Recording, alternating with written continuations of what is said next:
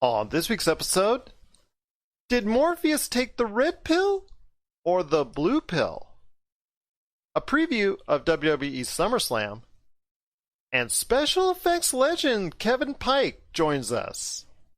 All this and more as we reach our next stop, the PCC Multiverse. Don't be alarmed. The quasi-shimmering light before you is a trans-dimensional gateway to other worlds, other voices, other thoughts, and other realities. Up feels like down, and down feels like the number 7 on a Wednesday morning. Don't worry. That quivering, blood-boiling sensation under your eyebrows is all a part of the charm. Welcome to the PCC Multiverse. And we're back with another episode of the PCC Multiverse.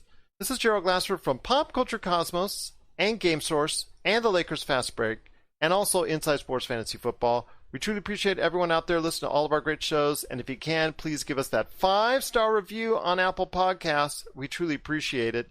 Plus also, well, if you can like, share, subscribe, and do whatever you can, even throw us those Facebook gaming stars at us. We truly appreciate it. But it wouldn't be a PCC Multiverse without my good friend. He is our own Flashpoint Batman of Pop Culture Cosmos. You got to check out what he's doing today at popculturecosmos.com.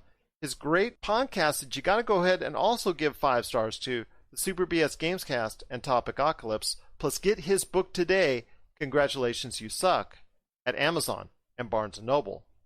It is my good friend, the multi-talented Josh Peterson.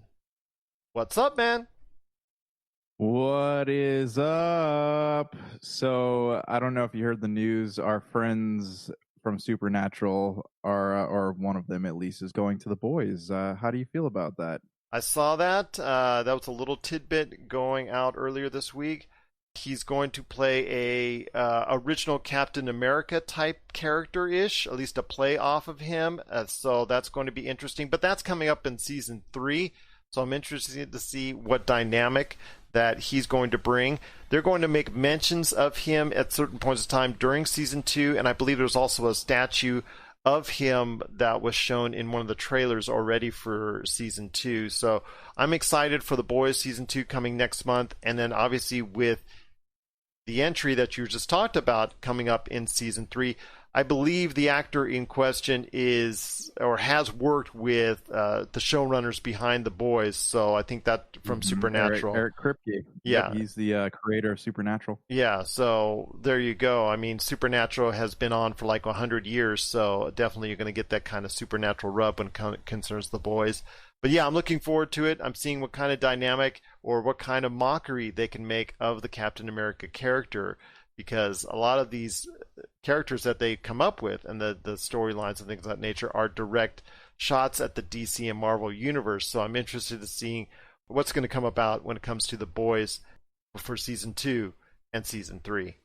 But there's also more superhero talk, as today it was announced that Ben Affleck is coming back as Batman in the Flashpoint film. So I want to hear your thoughts on that real quick, with Ben Affleck coming back in the role of Batman. I told you, my friend, I thought the Batfleck still had more life in him. So I'm glad to see this coming back. I'm glad to see him taking the opportunity to come back. And basically, I understand that he wasn't part of some great films as of yet, but I'm hoping that he'll get the opportunity to go ahead and really flesh out a little bit more that Batman character. Well, I think that his love of the part kind of left when Zack Snyder left. It makes me wonder, like, they just said, I've been following Ray Fisher's tweets, and apparently there's an investigation being launched into Joss Whedon and Jeff Johns and how they treated the cast during the filming of Justice League after Snyder left. So who knows what will come of that, but I wonder if that had any leaning on Ben Affleck, or if I know he went back to rehab for a bit. So it's really, I don't know, man, but I am really happy to see that he's getting back in the role. I really want to see, I like the dynamic between these characters. I like the dynamic of the Justice League. I like Ben Affleck's Batman, though I'd rather see Christian Bale. I like Ezra Miller's Flash and Henry Cavill's Superman. I really loved the way they all meshed together, and I'm really excited to see what Snyder does with his Snyder Cut. But more importantly, I want to see more Justice League. I want to see this world expanded upon, because they haven't stopped making films with these characters. So I would love to see them come back together and not just say, oh, it's a different world now, it's a standalone film, stuff like that. Like, yeah, have it be a standalone film, but like continue this world that you've made. It's yeah, you've had a few rough patches, but if Zack Snyder's thing ends up being a hit, it could very well revitalize the DCU. Absolutely. And you and I both are in the same wavelength when it comes to our thought process on this.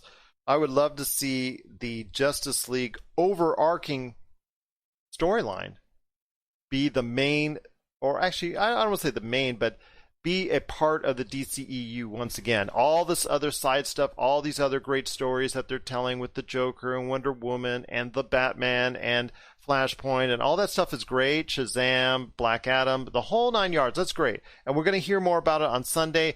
And Josh, you and I are going to have wall-to-wall DC Fundome information going nonstop. So everybody's going to get the news items on what happened with DC Fundome on Monday. But I want to tell you this right now. I would love to see a future going forward with a Justice League in it and part of it. And that, I think, is the ultimate goal. As I understand, it's a copy of Marvel. But in essence, DC and Marvel copy each other and have been copying each other for decades. So the ultimate thing is for DC would be a Justice League. Otherwise, really, with all these other stories, they're just other stories, and it's not really going anywhere without an overarching Justice League storyline. Right, and they're in this unique position right now where Marvel has already told their big story, right? They're set at a point where they're starting over pretty much. And DC has the ability to fill that gap. The big cinematic universe climax, they have the chance to do that because it's going to be 2, 3, maybe 4 years before Marvel gets back to the point of Avengers Endgame. So DC really has a golden opportunity here, and I really hope that they cash in on it, because if they play their cards right, I honestly don't think that the ship is fully sunk. It could, again, if Snyder's cut is successful, this whole thing could be turned around, and we could see something completely different.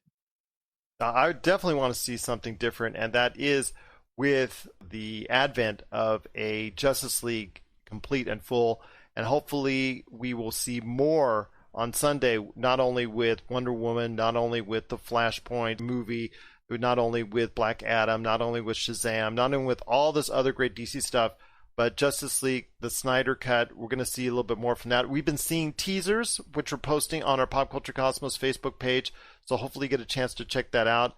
But my friend, I'm really excited for what's coming up in the future if it includes a Justice League. What are your thoughts out there on Justice League?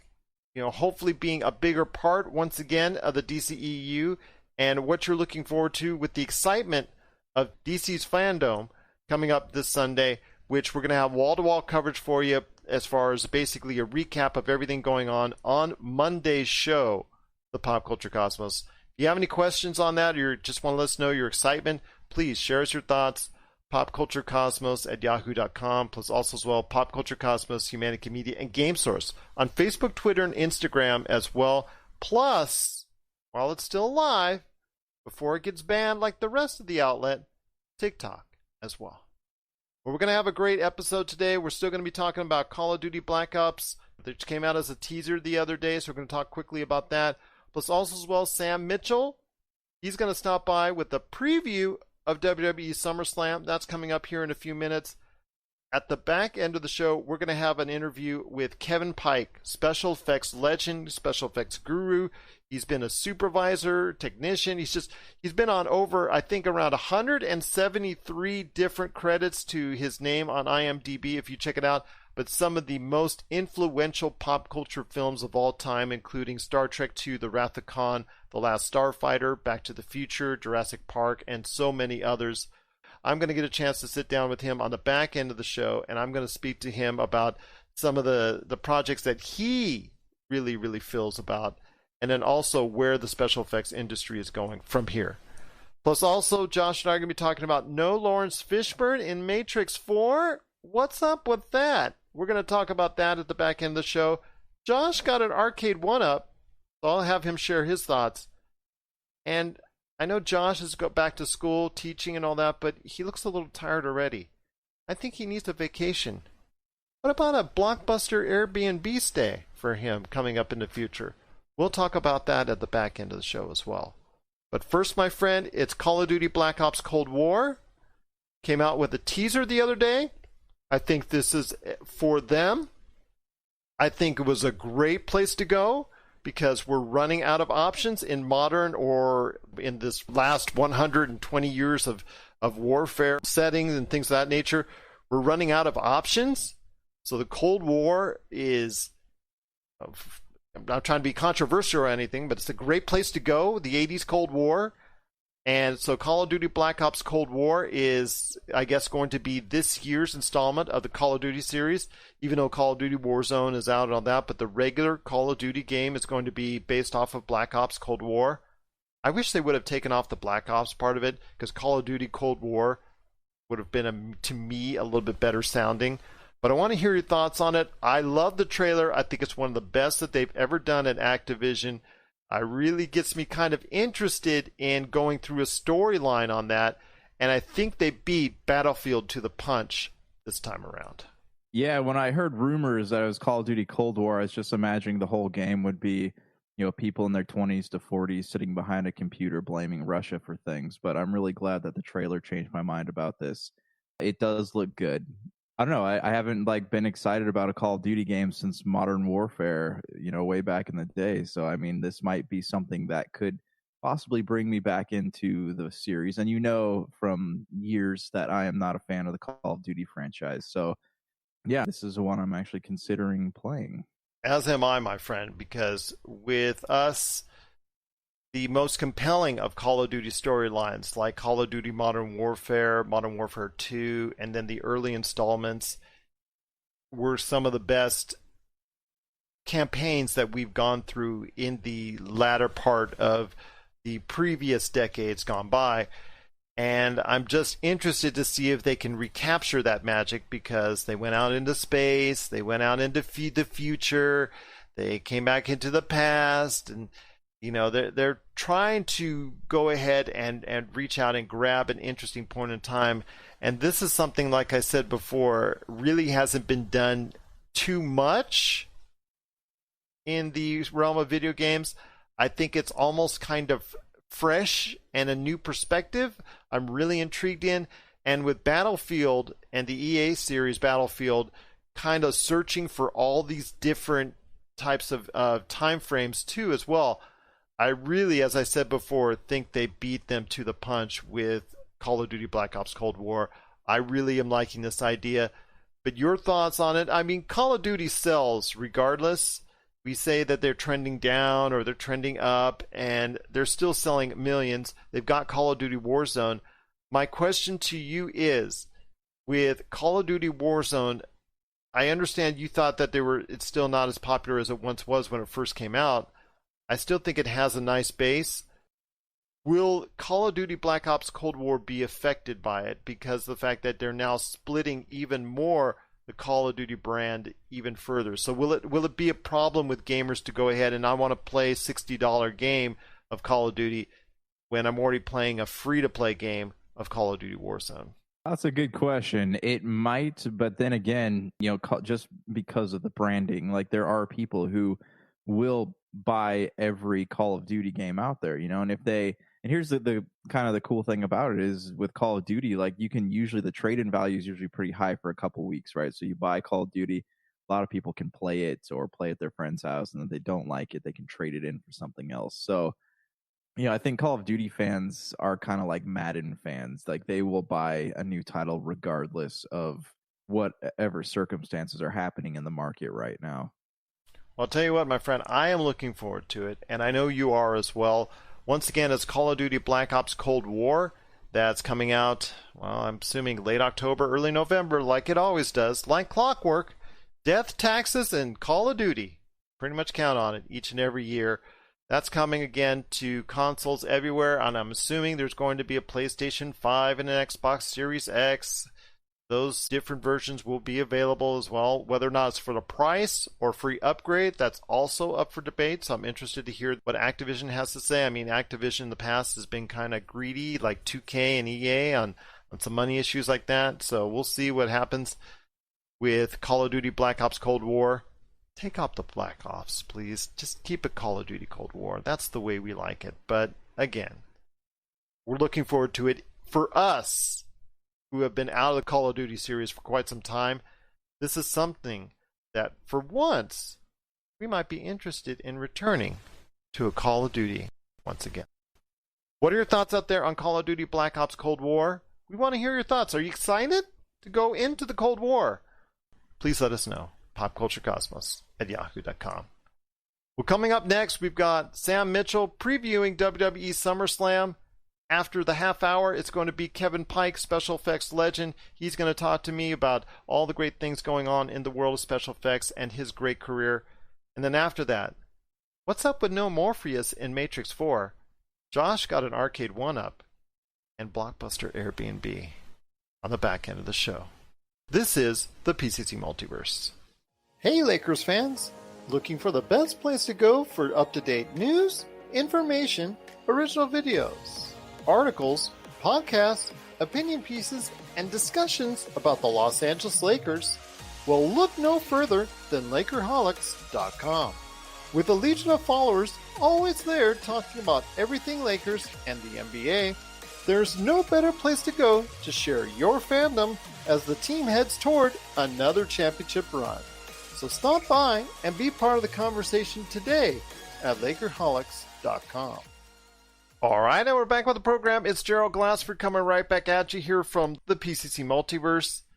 It is that time of the year once again for wrestling fans, coming right around the corner. This Sunday, it is WWE's annual event, one of their big four. It is SummerSlam. A lot of people are looking forward to this. A lot of people have seen what's gone down as far as the angles, the storylines. They're curious to see what's going to happen. And here with me today to talk about and preview WWE SummerSlam this Sunday is a great guest indeed. I want to go ahead and just really give him a warm Pop Culture Cosmos welcome. It is Sam Mitchell. Sam, I just truly appreciate you being part of the program today. Yeah, no problem, man. Not a problem at all. I can't wait to do this. All right, so let's get into it. I also want to let everybody know out there, I'm going to be providing some odds from our good friend Rafael Esparza. He is one of the main guys out here in Vegas. In fact, he's the Las Vegas Informer. You got to see what he's doing today at DocSports.com. Also, as well, his stuff that he's got for BetOnline.ag. So we're going to run it down right now for the odds that he sent me. So I want to hear your thoughts first on the Raw Tag Team Championship between the Street Profits and Andrade and Angel Garza. My thoughts are, first of all, I think they're okay. I think the Street Profits have an excellent theme song and a good character, but we'll see how it goes. Well, we'll see how it goes indeed. I'm leaning towards the Street Profits. Hair versus hair match from WWE SmackDown side. It's Mandy Rose and Sonya Deville.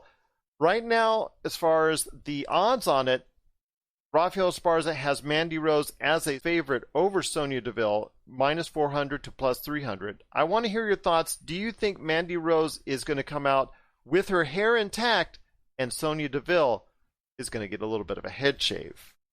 I think Mandy's going to win. I think it's time for her to get some redemption.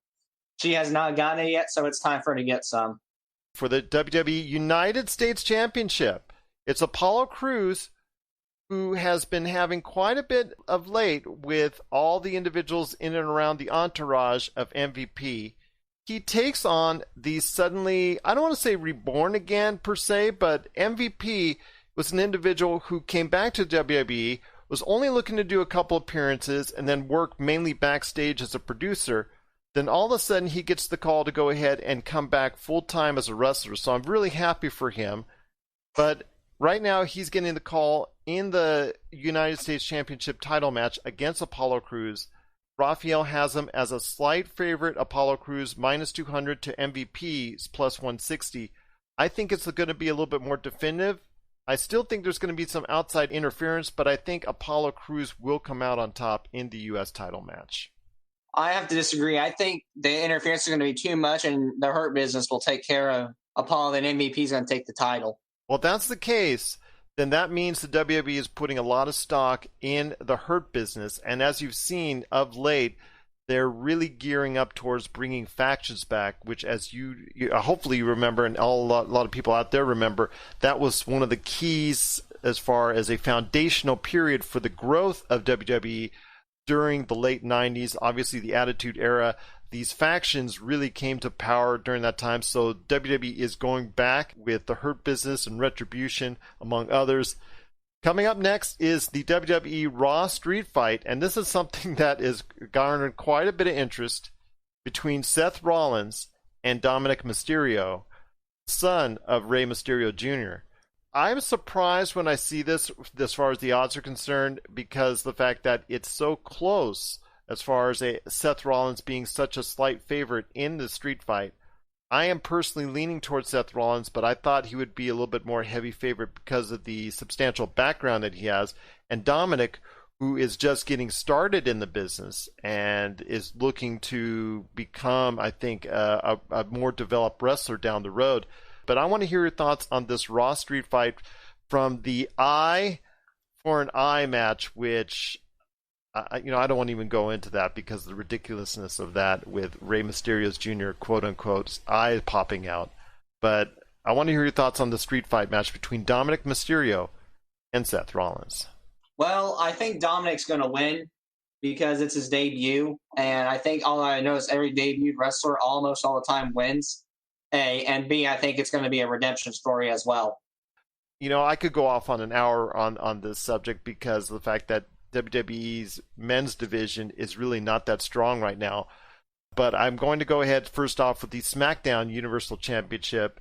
Braun Strowman, who is a slight underdog to retain his WWE SmackDown Universal Championship against Bray Wyatt. People still think that Bray Wyatt still has enough cachet and has enough, I guess, uniqueness with his character in order to go ahead and give him another run at a championship. That's what Rafael Esparza is thinking. I'm thinking Braun Strowman at this point in time, but I want to hear your thoughts on the SmackDown Universal Championship between Braun Strowman and Bray Wyatt. Well, either one I could win either way, but do you think it? Well, first of all, I got a question. You watched SmackDown last week, right? Mm-hmm. You think a double turn occurred? A lot of people have said that with Alexa Bliss in the middle of this, and I'm going to say that Alexa Bliss might be involved with this match. Whether or not it's going to cost Braun Strowman the title, or whether it's not it's going to cost Bray Wyatt. I'm not in love with Bray Wyatt's character as much as other people. I think for me, it was nice originally, and it was really good and really original, but then it sort of faded. I think that Bray Wyatt's time as a top contender is almost finished, but if you want to go ahead and give him one last run, this is the time now to do it. But I'm still thinking Braun Strowman. If you don't let him retain the title now and win the match, it shows me that the WWE does not have any faith in his character. That is very true. I have some faith in his character, but I just think Bray's better. It could be a situation where Bray Wyatt once again wins the Universal Championship. The WWE Raw Championship is on the line with Drew McIntyre versus Randy Orton, and Rafael Esparza has Randy Orton as, again, a slight favorite over Drew McIntyre. Drew McIntyre has improved over the years, coming back from the indie scene to become a big-time player in the WWE. Under different circumstances, without coronavirus in the world and the fact if we still had live audiences, I could get a better read on how his character is performing and connecting with audiences. But declining ratings are telling me that a change is in order. And even though I think Randy Orton sometimes has the charisma of a tree, you know what? He's always a main player since his debut because he has talent, and I will not dissuade his talent at all. He sometimes doesn't get over to a broad base of fans, even when he's been champion, but right now, with his punt of Ric Flair, with his injury... Yeah, exactly. And with his RKOs and his injuries to Shawn Michaels, although I'm sure both are fine at this point in time, don't want to hurt those legends. I think I'm going to go with Randy Orton, simply because of the fact he has a lot of momentum right now, obviously stemming from the Edge matches as well. It wasn't the greatest match of all time as they were advertising, but still he had a very good match with Edge recently before Edge went out with an injury. The WrestleMania match wasn't that hot, but right now Randy Orton has a lot going for him. Drew McIntyre as champion hasn't had a lot going for him. I don't even think a lot of fans out there may even realize Drew McIntyre has the championship. So I want to hear your thoughts. I'm leaning towards Randy Orton simply because of the fact that Randy still has a lot of cachet within the WWE, and he's being pushed heavily right now. Yep, everything you said is true. I'm going to go with Randy. If they have the catchphrase, "You'll never see it coming," the audience is going to be shocked because he'll never see it coming. Yeah, he'll never see it coming, and you can post all those internet memes with Randy Orton doing the RKO on random people all over the world. The fact that he's an internet meme in and of itself tells you that he's got more going for him right now than Drew McIntyre. So I do see Randy getting the title at WWE SummerSlam. Unfortunately for me and a lot of other people that had some hope for the promise of Drew McIntyre, I just don't think it's working right now. And overall ratings right now is under 2 million for Raw on a regular basis, which is not a good sign for the company indeed. And I think as the guy who you look towards to holding that championship belt and being the face of Raw, it's not working right now, so a change needs to be made.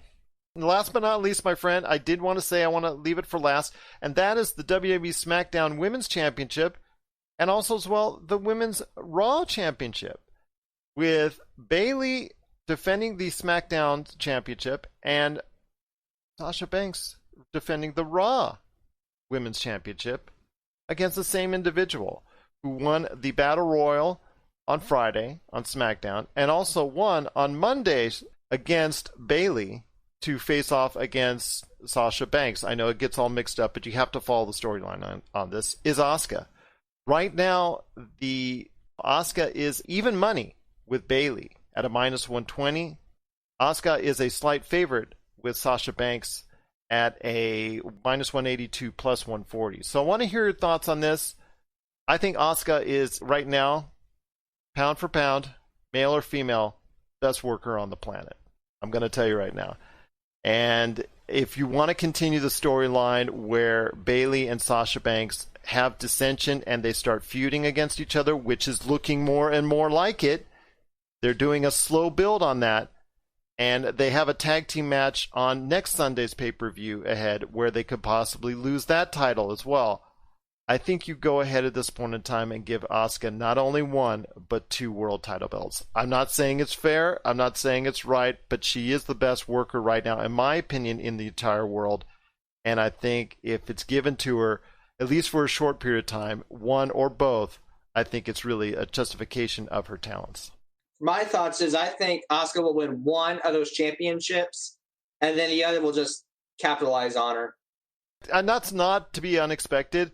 It's just the fact that you and I both see down the road, maybe for Royal Rumble or maybe for Survivor Series, Bayley versus Sasha Banks, that becoming a feud at some point in time where each other costs each other their titles respectively. I see that happening at SummerSlam.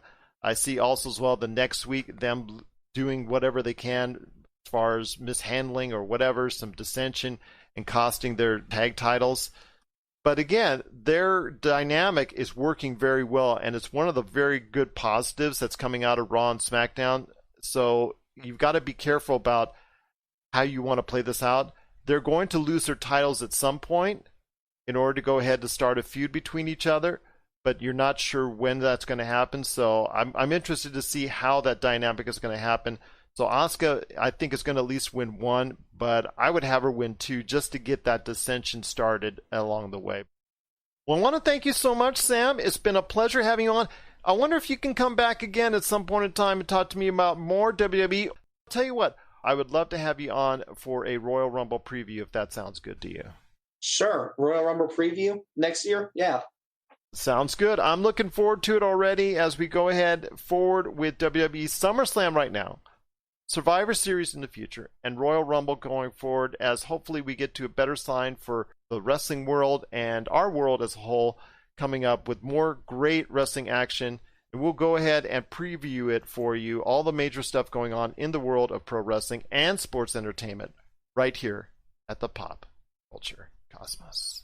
Coming soon, Zero Cool Films presents Action Figure Adventure. Super collector Jay Bartlett hits the road once again in search of action figures' most iconic and noteworthy and rare figures, all in the name of creating the most ultimate action figure auction ever. He fronts the cash that charity benefits in the end.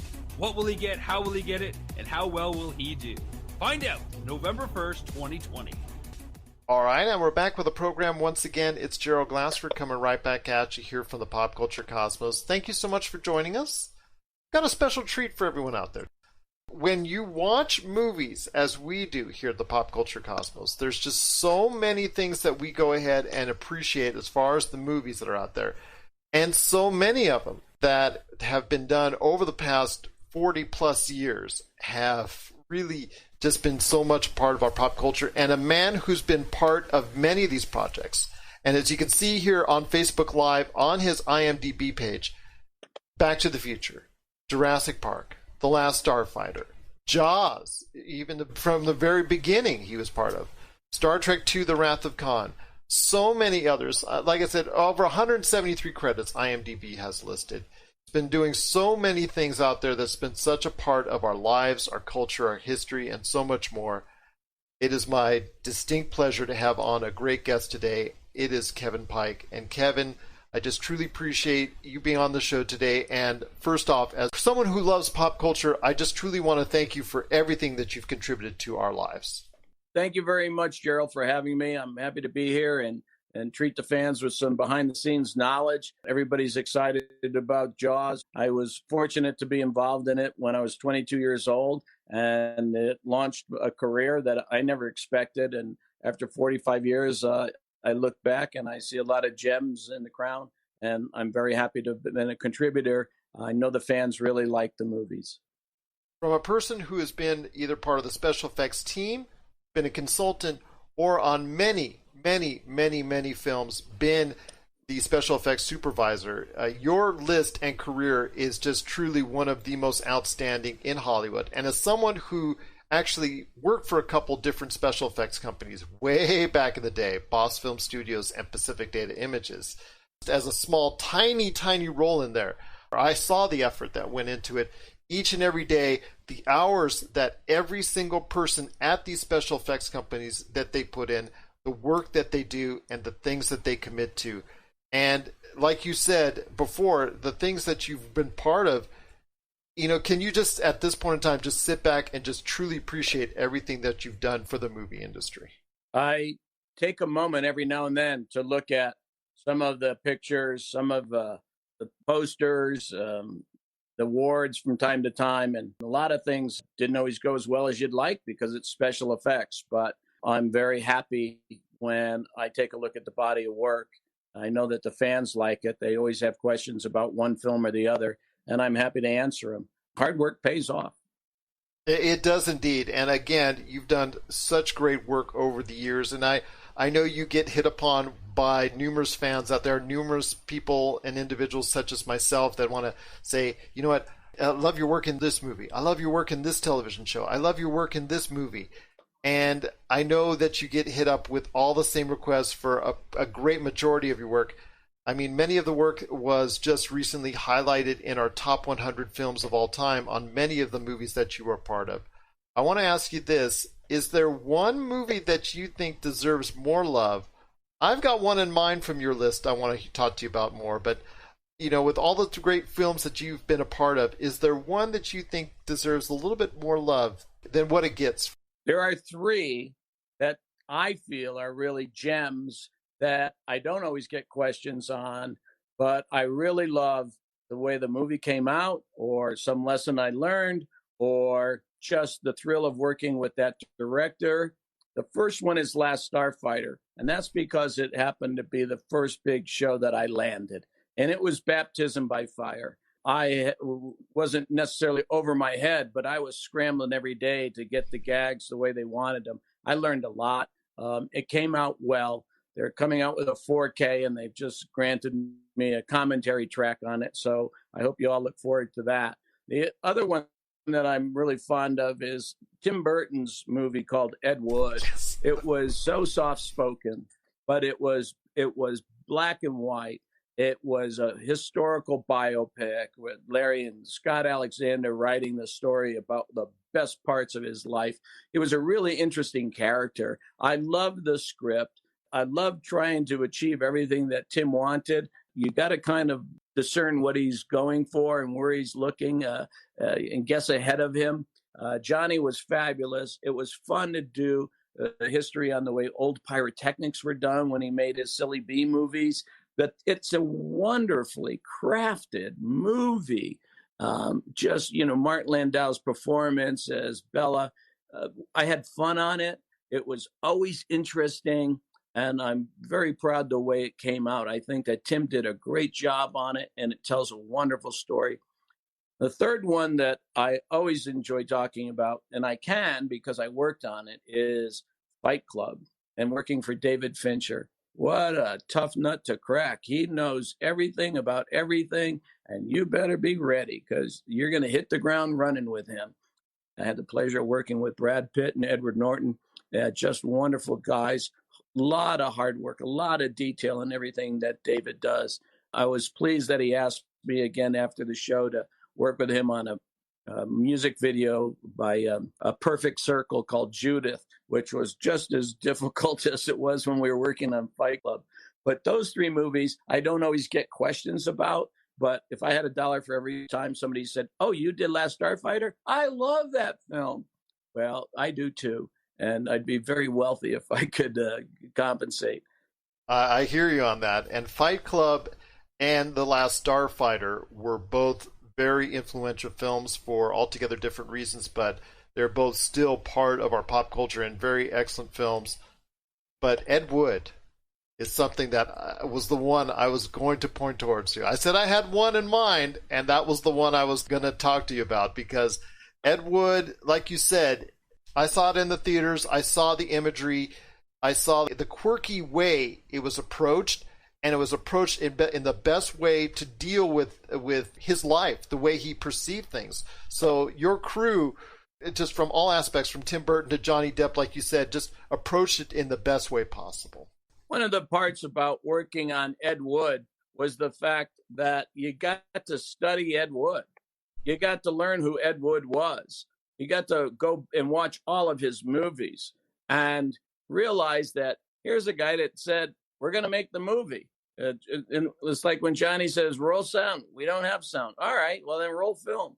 It was just that character who Ed Wood was. It was just wonderful to learn about his life. And he just kept doing the best he could to get his films made. And it was a wonderful story. When I first heard the concept about this guy who is a little perverse in his lifestyle, and then they're going to make a movie about him. Then you got Johnny, and then you got Tim, and it all just comes together. I enjoyed working with Corla Pandit. It was just a cast of characters that were so unique, and it was a lot of fun. And I love biopics, and I love learning about this guy. Absolutely. And Martin Landau, who you mentioned earlier, he received an Academy Award for Best Supporting Actor, if I remember correctly, for that role of playing Bela Lugosi. You do. And, yes. And it was just such a great pleasure to see that movie in the theaters. I can honestly say I'm one of the few that actually saw that movie in the theaters, so I have a great appreciation for it. Because when you have, in the modern era, those films that accentuate the black and white experience and do it right, it's truly something not only from a nostalgic standpoint that's wonderful to see, but also an appreciation and homage to what we've seen before. Let's talk about Martin Landau. Here's a veteran that knows everything he needs to know. He took to that character so genuinely. And one of the things that Tim said we're going to do is have this battle with the octopus in this pond. And one of the things that most people don't know is We went to the same location that Ed Wood filmed in and did the same stunt with making the pond by using sandbags and loosely lighting it with headlights. And we had the luxury of making the water warm for Martin. I hope he appreciated that.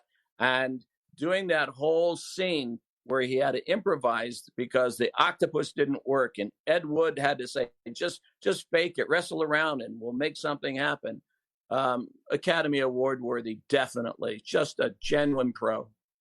Sometimes you actually was more difficult, I would imagine, because in real life, these situations went awry or with the way that it was directed. So you not only had to create a situation where these scenes in context had to not work perfectly. They had to mess up. They had to look like it was B grade. And sometimes that's even harder than doing something straight in and of itself.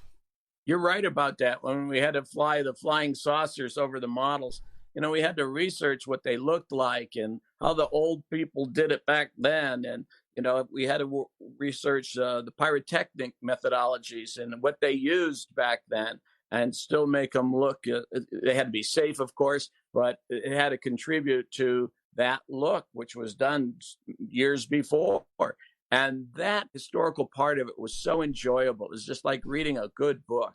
And we had a lot of fun matching some of the old pieces and old props, things like that. It was just all good. All good indeed. Once again, I'm speaking to Kevin Pike. He's a special effects, I guess you could probably say this, legend. Supervisor. Their supervisor, legend, guru, whatever you want to say. He is, again, someone so influential in the world of special effects.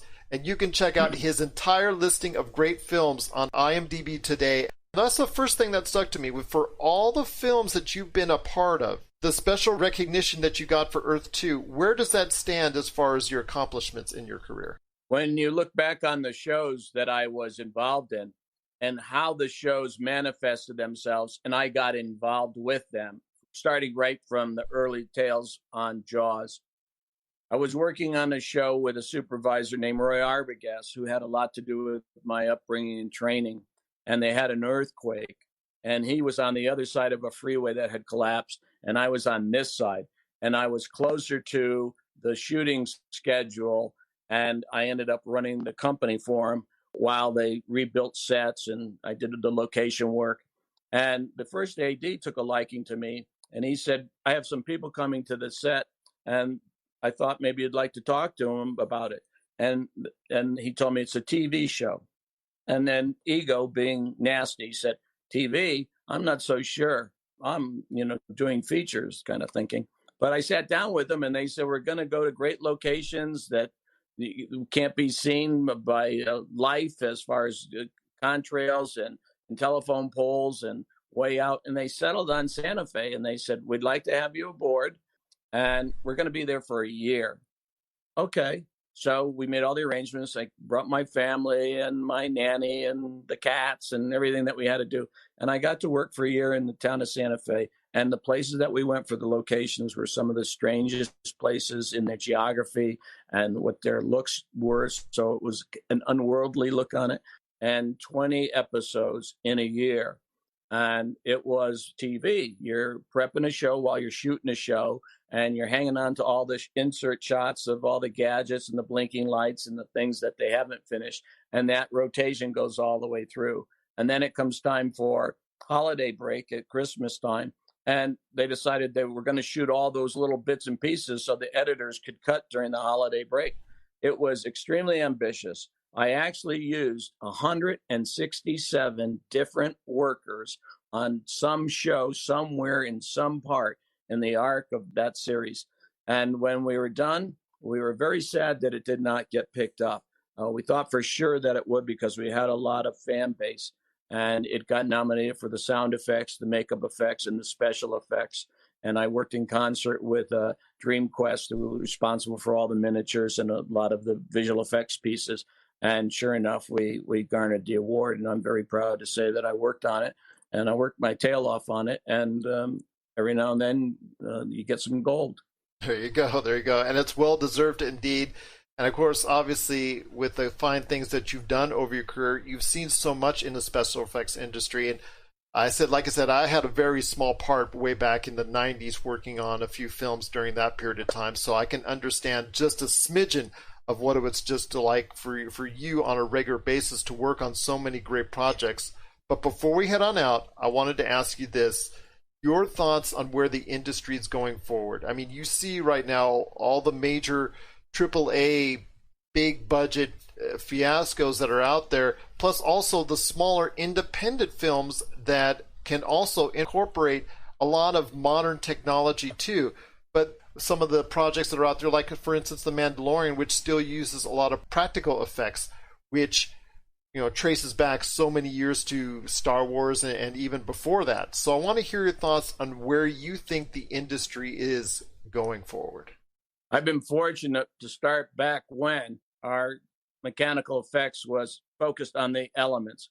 Wind, rain, fire, snow, sleet, pretty much what effects men had to do. We had the other fellas in the prop shop that made custom props that just couldn't be rented or bought. And you learned all of that with your hands. And they had optical effects. They married shots on an optical printer, pulling mats and combining things they photographed that they had to insert, flying saucers, whatever. They had rear screen projection. They had blue screen. And I worked with a lot of wonderful, talented special visual effects artists at the time. Universal had Al Whitlock, and he was a joy to work with when you had to perform something in front of a blue screen. And that all grew up, and they started doing video effects and combining them, and it ended up being the CGI world that it was. And when that took off, it kind of overloaded itself. It thought it could do everything. And so everything was tried. Oh, we don't have to do that. We can just do it this way. We can do it with a visual effect. And then they realized that that look wasn't always so comfortable with everybody. And they started making a marriage of our work, and it got popular again. And we ended up doing bigger effects work than ever before. He's very popular about combining both sides on all that he does. He's fun with all the car crashes and all the full-size pieces. And I think that's the marriage that it has to take. Where it's going, it's anybody's guess. Right now we're getting hit with some trouble called the virus, and everything is not moving forward. I hope it ends soon. I hope everybody gets to go back to work and do what they love. And I'm not sure what the future is going to bring. I had the pleasure of being on the Academy Committee for the visual effects to help corral what films should be up for consideration, and got to look at tons of information and tons of history and tons of behind the scenes stuff at our bake-offs with all the informations in the pamphlets. It's just a wonderful contribution to film, and where it's going to go, it's anybody's guess. You never know what the new technology is when it comes along. Let me ask you this real quick. Do you think, when you talk about award season time and all that, do you think that the Academy's normal approach that it has to appear in theaters in Los Angeles and New York by Christmas, do you think for this 1 year, due to obviously the events of the coronavirus, that they should waive that and include a lot of projects that are on streaming networks and that were based for streaming networks per se? What they've done, if I understand my emails, is that they've passed new ruling stating that if something could be streamed in a legit fashion, feature length, everything except for the medium, because the theaters are closed, then it would be accepted. And they're also listing those screeners on their website. So as soon as it qualifies for its ruling, then you can go ahead and watch them, as opposed to waiting for DVDs to be delivered by UPS and FedEx later in the year. As a matter of fact, I've already started getting DVDs sent that I can watch the shows now. You have to make these modifications. If you can't go to the theater, and the rule is you have to see it in a theater, then you're going to have to change something, or you're going to skip a year. It's like sports. What are you going to do? You have to make some changes somehow, and hopefully that the people will take advantage of the system and tune into it too. I know people just were so purist, they won't go to a film unless they can see it in a theater. Despite the texting of the teens and things like that, the audience reaction is something that they live for when they're watching it, and the value of the input through a big screen. It's awesome to hear. But before we head on out, you've just been so gracious with your time, and I don't want to keep you too much longer, but I want to know, is there anything you want to go ahead and promote before we head on out, or tell the fans out there at large?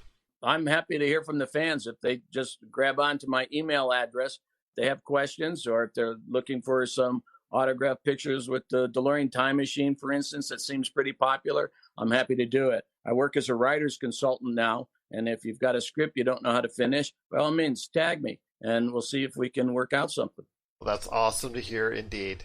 Once again, I'm speaking to Kevin Pike. He is, again, just one of the greatest individuals to ever be a part of the special effects industry.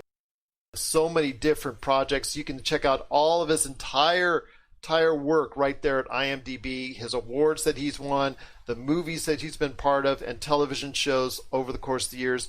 Kevin, I just truly appreciate you taking the time to speak with me today. And from all of us who have enjoyed your work over the many years, I cannot thank you enough for providing us so many great memories in the world of pop culture.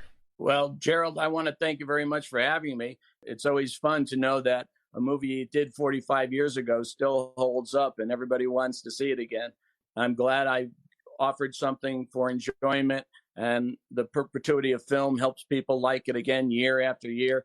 Gosh, Back to the Future's on TV every day somewhere. So joy to the hearts, and appreciate the fondness and reciprocation. If I can do anything to help you, I appreciate it very much. Thank you, Gerald. Thank you so much for being part of the pop culture cosmos. If you need your video game fix, be sure to check out Retro City Games. Located in Town Square on Las Vegas Boulevard or in Henderson, Nevada, Retro City Games has the cure for all your video game vices. Retro games and games for current consoles, Nintendo, Sega, PlayStation, Xbox, and more. Retro City Games has all the staples from any library and some highly collectible offerings too. So pick up a few games today at Retro City Games in Town Square on Las Vegas Boulevard or in Henderson, Nevada. Retro City Games is your video game metropolis.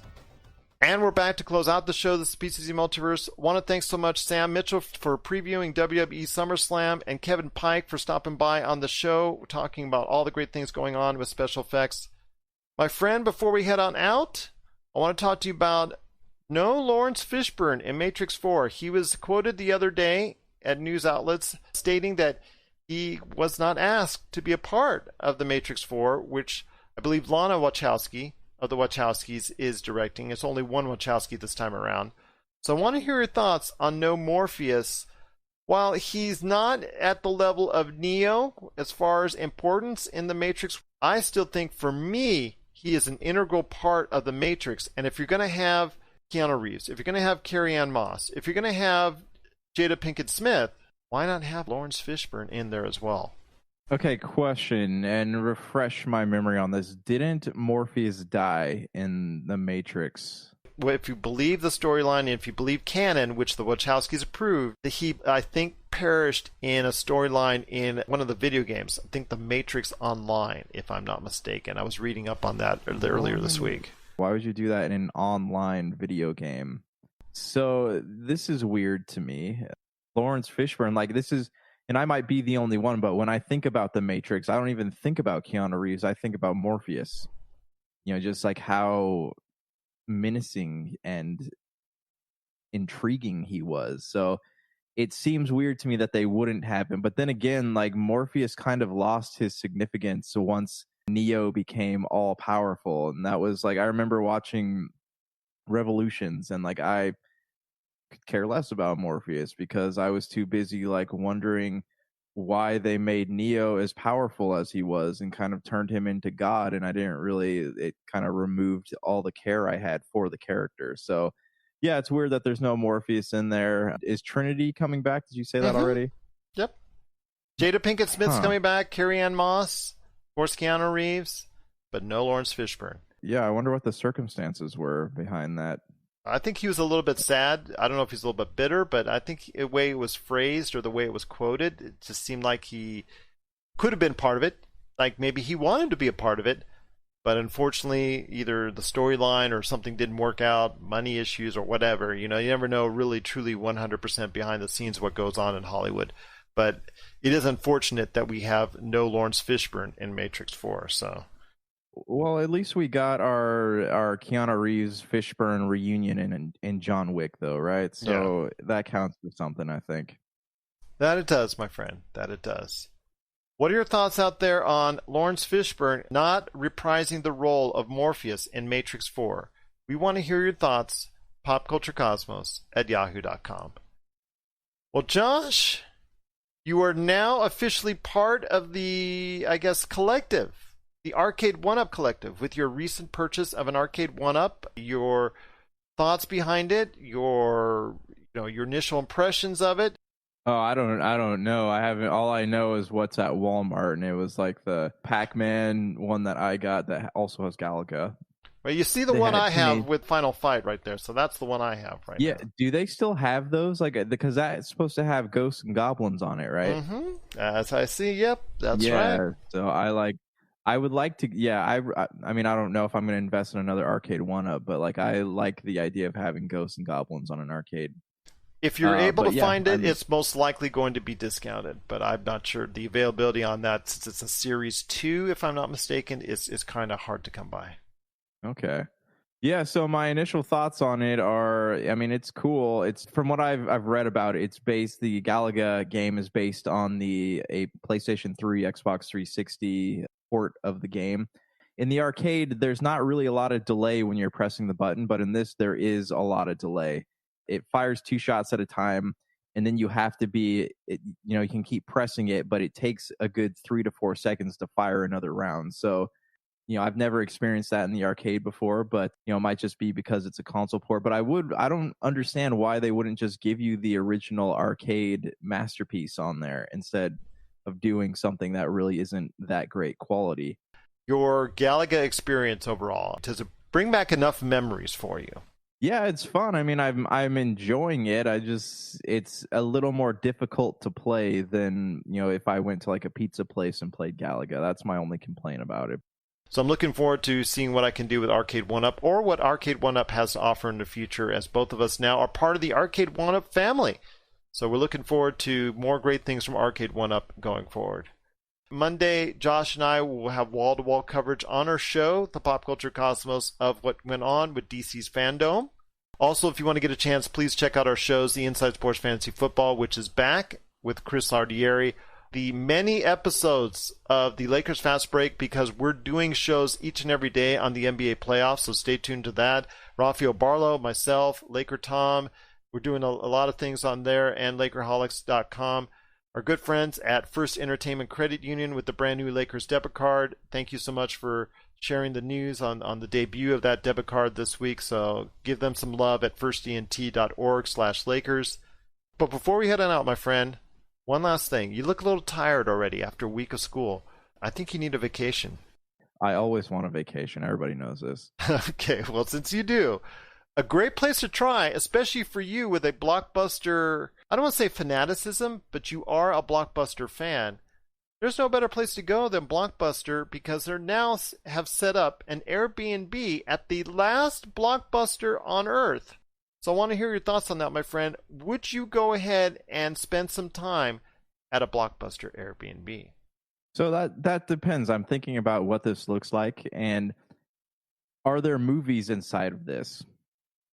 I would assume as such, yes. I believe there is a TV set up with old VCRs and VHS tapes playing, but then you can also, I'm sure, ask for DVDs as well. Okay, so that checks off the list. Is there snacks? Like when you waited in line at Blockbuster, you grab snacks and candy. Does that exist here? Must be kidding me. I'm assuming in the price that either going to have easy access or it comes with a deal. Okay, is there a hot tub is my next question. I don't think that's the case because it's inside the store. That's a deal breaker. I'm just kidding. But yeah, I would totally stay there. There you go. That's what I thought. Would you stay there? I'm not as much of a Blockbuster fan as you were. I didn't frequent it as much. I did frequent it, but I didn't frequent it as much as you did. But you know what? As far as for nostalgia, and to think like I'm going to be like Captain Marvel and crash through the roof late at night at a Blockbuster, you never know. I could have some fun at a Blockbuster Air BnB. So I just want everyone to know that Gerald pretty much admitted he's a Hollywood video guy. So, let the shunning commence. I ran Game Crazies. What do you expect? It's a sister company. Okay, that makes sense. So for Josh Peterson, this is Gerald Glassford. It's another beautiful day in paradise right here in the PCC Multiverse. Thank you for listening. And here's hoping you have yourself a great